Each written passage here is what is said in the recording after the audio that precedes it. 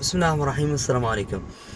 آه يا جماعة العطور الجاهزة، تقولوا انتم عطور الأصلية.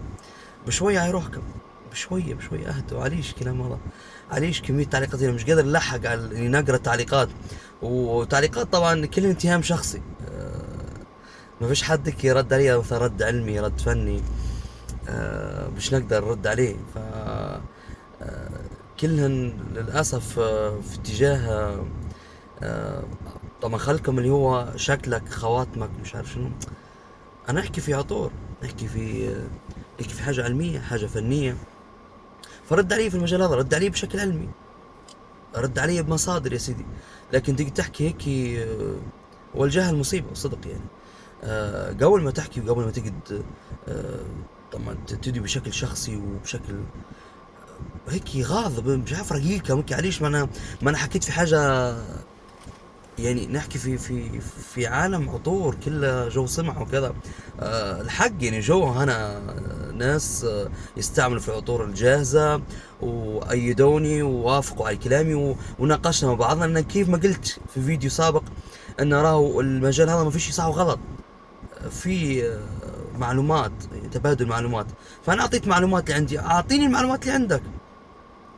لكن تخش عليه بطريقة انت ما تفهمش، كذاب، مش عارف شو خطي حاجات قلة ادب يعني بصدق. يعني مش حنقدر نجين في الفيديو. غريبين والله. بصدق. فتبادل معلومات فن هذا في النهاية يعني. قصدي نعطيك معلومات عندي تعطيني، وما نجيبش كلام من راسي. حنعطيك مصادر، في اللي يقول لي مصادر كذا. اول شيء قبل ما يعني طبعا قبل ما تحكي معايا في فيديو معين، كمل سلسله الفيديوهات. العطر، هل العطر الزيتي افضل من العطر الجاهز اللي هو الاصلي؟ كمل السلسله هذه بعدين احكي معايا. في اللي ناس محترمين وكذا وممتازين، لان هامهم الرائحه، وهامهم العلم، وهامهم المجال الفني. فجو تناقشنا وسعدت جدا بمعرفتهم. لكن اللي فارغ من جوه، فارغ جدا، ويحكي في حاجة مش فاهم فيها، هذه قصة والله.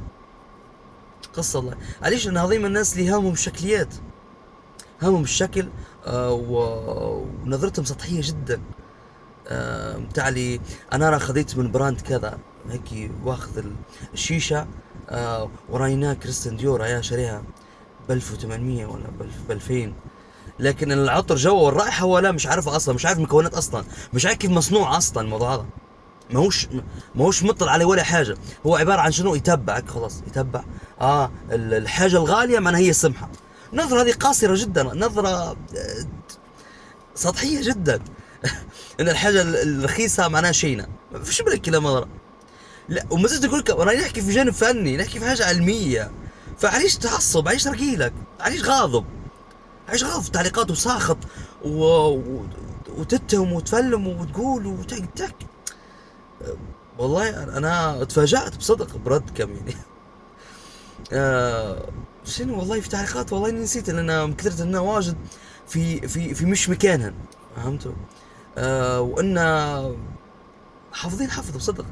لكن واحد رد علي برد علمي وفني، بالمصدر بالكذا شيء ولا حاجه.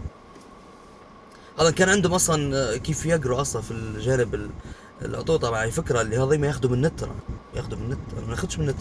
لكن برضو كلامي هذا تلقوا في النت. خاطيك راهو مجال العطور مش حتلقوه باللغه العربيه على فكره يعني. هذا كان عندكم انجليزيه او فرنسيه يعني. آه عندكم اول شيء ستيف وايلتر، حاجه زي كي اسمها وايلتلر ولا هيك. هذا صاحب شركه بارفيوم وورلد. خشوا على الشركه بارفيوم وورلد، تلقوه صاحب مؤسس الشركه، ومؤلف كتب واجد، وداير محاضرات واجد اونلاين، ضروري تدفع عليهم. فالمعلومات اللي نحكي فيه فيديوهات هذه بفلوس. فحكي جانب كبير واللي نحكي فيه هذا وطلعت فيه. هذا واحد من مصادر. وحكي انه هو 98% من العطور الجاهزه واللي يصنعوا فيهم هم، واللي ياخذوا، يحكي انه هو يجي يقول انه يجاني شركات شانيل وجوتشي كذا ياخذوا مني في الزيوت الكيميائيه. ف ف 98% عطور كيميائيه، اللي هم يقولوا لا طبيعي والجلد في. والله في واحد تعليق ضحكني والله ذكرت، قال ان جيوب انفيه وحساسيه يدير الزيتي. هو مش عارف انه، مو قلت له يا دكتوره يا دكتور، انت بركش عارف ان الجماعات الحساسيه وجيوب الانفيه اصلا ممنوع عليهم يطلعوا غبار. فهمت؟ على طول ماسك، مش تقول لي عطور، ممنوع العطور، ممنوع مزيلات، ممنوع. انا منعين علي هذين كلنا. فالجيوب هذين انا في اي حاجه. انت بالعكس الجيوب الانفيه يتحسوا بكل فصل الربيع. ممكن تقول لي العطور جاهزه طبيعيه، بقى الطبيعي يتحسوا منها الناس. المهم ما علينا، والله كل مرد على كل تعليق موضوع يضحك. آه اللورا ديلون مصمم عطور محترفة وعندها شركة كرييتنج برفيوم، هذه واحدة من المصادر. بدر حرقان مصمم عطور محترف ونحترمه جدا، إماراتي، واخذ شهادات كبيرة، وكيل وشهادات واج من سويسرا ومن فرنسا، واخذها من شركة والله بتاعت كيميائية. من اخرى طبعا الكتب ما عادش نتذكر والله، انا في محاضرات واجد وفي كتب واجد.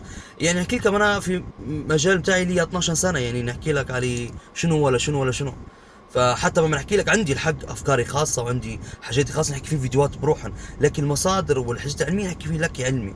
كان نحكي لك لهنا ف مش حتستوعبها، مو هذه الفكره، مش حتستوعبها، مش حتاخذها بموضوع فني وانك انت بتزيد علم. لا انا عارف، هذه ما انتو، انا عارف. فنظرة قاصرة والله. آه اللورا ديلون، وعندك كتاب طبعا من البرفيوم انجينيرينج، دايرته شركة اي اف اف، كيميائيين تاعين شركة اي اف اف العالمية الضخمة اللي هي تحتها يتبعا شركات عرب، ومنهن ياخذ منهم المصممين العالميين اللي تحترموا فيهم. فشركة اي اف اف هذه ما واخذتهن كلهم. داير الكتاب برفيوم انجينيرينج، كتب واجد الحق. طبعا ما ننسوش إلينا جون إلينا بتاع هيرمس، مؤلف كتب حتى هو برضه هذا مصدر. ديسكفري اسنس اللي فتره الاخيره نقرا فيه، هذا 2022 الكتاب هذا. هذه شركه جاستالينج، هذه شركه دار نشر، هذه ما تحكيش الا في الجانب الفني وتحكيش في العطور. ف جامعة ومهدرزة مع مصممين العطور كلهم ومع الشركات العالمية ودايرة معاهم مقالات، فدار نشر موثوقة. تشتب أخرى مصادر. لكن شنو اللي يحبوا الشكليات مش هامهم العطر اللي جوا، مش هامهم المكونات، مش هامهم الرائحة، تعجبهم المكونات الحلوة، هذه تعطيك هذه صباحي، هذه فنحكوا عليه حاجة فنية، نحكوا حاجة استمتاع، نحكوا حاجة عميقة شوية.